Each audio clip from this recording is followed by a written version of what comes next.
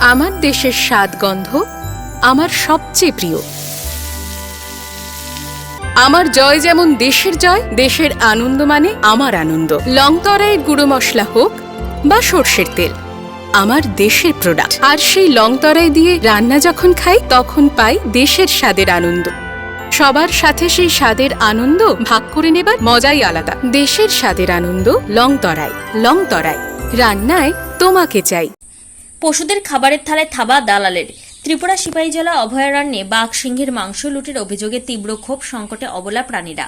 ত্রিপুরার ঐতিহ্যবাহী ও একমাত্র সিপাহীজলা জেলা চিড়িয়াখানায় খাঁচার বন্দী অবলা প্রাণীদের খাদ্য বরাদ্দ নিয়ে এক বিশাল কেলেঙ্কারির অভিযোগ সামনে এসেছে। বনের রাজা সিংহ এবং রয়্যাল বেঙ্গল টাইগারের মতো রাজকীয় ও মাংসাশী প্রাণীদের দৈনিক পুষ্টির জন্য সরকারিভাবে যে পরিমাণ এবং মানের গোমাংস বরাদ্দ থাকে তা একটি প্রভাবশালী দালাল চক্রের কারসাজিতে মাঝপথেই গায়েব হয়ে যাচ্ছে বলে স্থানীয় বাসিন্দা ও বন্যপ্রাণী প্রেমীদের গুরুতর অভিযোগ। এই দুর্নীতি দীর্ঘ কয়েক দশক ধরে প্রাতিষ্ঠানিক রূপ নিয়েছে। প্রশাসন ও সরকারের পরিবর্তন হলেও চিড়িয়াখানার ভেতরের এই অসাধু চক্রের কোনো পরিবর্তন হয়নি। বাঘ ও সিংহের জন্য খাতায় কলমে উন্নত মানের এবং নির্দিষ্ট ওজনের মাংসের বিল পাশ করা হলেও বাস্তবে খাঁচায় পৌঁছচ্ছে অত্যন্ত নিম্নমানের এবং নামমাত্র ওজনের মাংস। এমনকি পচা বাসি মাংস দেওয়ার কারণে এখানকার পশু পাখিরা অপুষ্টি ও মারাত্মক গ্যাস্ট্রিকের মতো পেটের রোগে আক্রান্ত হচ্ছে। সম্প্রতি এখানে কিছু বাঘের বাচ্চা জন্ম হলেও যথাযথ পুষ্টি ও সুরক্ষার অভাবে বন্যপ্রাণী মৃত্যুর ঘটনা বারবার ত্রিপুরার জনগণকে ভাবিয়ে তুলছে। বন দপ্তরের কিউরেটর ও আধিকারিকরা অতীতে এই দুর্নীতির বিরুদ্ধে সরব হতে গিয়ে বদলি হয়েছেন। বর্তমানে বন্যপ্রাণী প্রেমী এবং সচেতন নাগরিকরা সিপাহীজলার এই চরম অব্যবস্থা এবং প্রাণী খাদ্যের নামে কোটি কোটি টাকার কেলেঙ্কারির বিরুদ্ধে উচ্চ পর্যায়ের তদন্ত ও কঠোর শাস্তির দাবি জানিয়েছেন।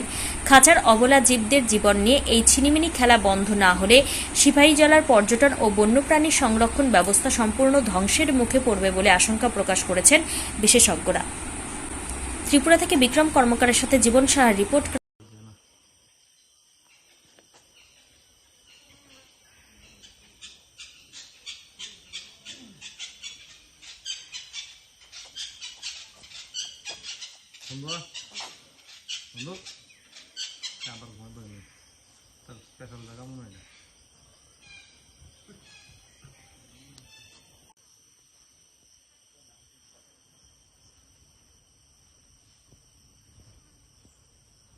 কথা না, যদি এমন হয়ে থাকে তো খারাপই জিনিস হবে। কিন্তু এখানে আমাদের ডক্টর থাকেন, প্রত্যেক দিন উনি ওনাকে চেক আপ করেন। ডিটেল চেক আপ করার পরে এটা যদি ফিট হয় তখনই এটাকে অ্যালাউ করা হয় এটাকে স্লটার করার জন্য। কিন্তু এটা যদি এরকম যদি কোনো কমপ্লেন থাকে এটা আমি আজকেই বা ইমিডিয়েটলি এটাকে আমি অ্যাড্রেস করার চেষ্টা করবো। আমি গিয়ে দেখবো এখানে। স্যার, গরু আনার ক্ষেত্রে বা কাটার পূর্বে কি কি নির্দেশিকা রয়েছে আপনাদের, এগুলোকে কিভাবে মেনটেন করতে হয়? নির্দেশিকা হলো এটাকে অ্যাকচুয়ালি মেডিকেলি চেক আপ করতে হয়। এটা কি ফিট টু স্লট করার জন্য ফিট নাকি। আর এটা কত ডক্টরই এটাকে দেন, আমাদের এখানে যে ভেটেরিনারি ডক্টর আছেন উনিই দেন। এটা ঠিক কত সময় আগে এনে আপনাদের এখানে রাখতে হয় গরুটাকে, যেটাকে কাটা হয়?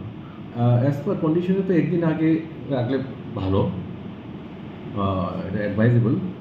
যদি অনেক সময় সম্ভব হয় না, কারণ আমাদের এখানে এনে স্টক রাখারও জায়গা একটু কম আছে। যদিও ইনফ্রাস্ট্রাকচারগুলি এটা এখন ডেভেলপ হবে, যখন ডেভেলপ হবে তখন তো এটা আরামসে করা যাবে। তো একদিন আগে আনলে ভালো।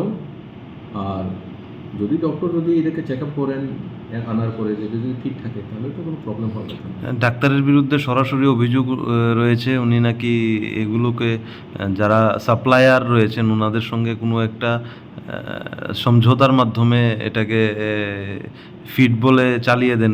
এই বিষয়টা কি আপনার নজরে রয়েছে? এইটা যে কোনো জায়গাতে কাজকর্ম যখন হয় এখানে এলিগেশন তো থাকি, মানুষ যদি এলিগেশন করলো এটাকে আমি একটু তেলে বিস্তারিতভাবে এটাকে ইনকোয়ারি করে দেখতে হবে। আমার দেশের স্বাদ গন্ধ আমার সবচেয়ে প্রিয়। আমার জয় যেমন দেশের জয়, দেশের আনন্দ মানে আমার আনন্দ। লংতরাইয়ের গুঁড়ো মশলা হোক বা সর্ষের তেল, আমার দেশের প্রোডাক্ট। আর সেই লংতরাই দিয়ে রান্না যখন খাই তখন পাই দেশের স্বাদের আনন্দ।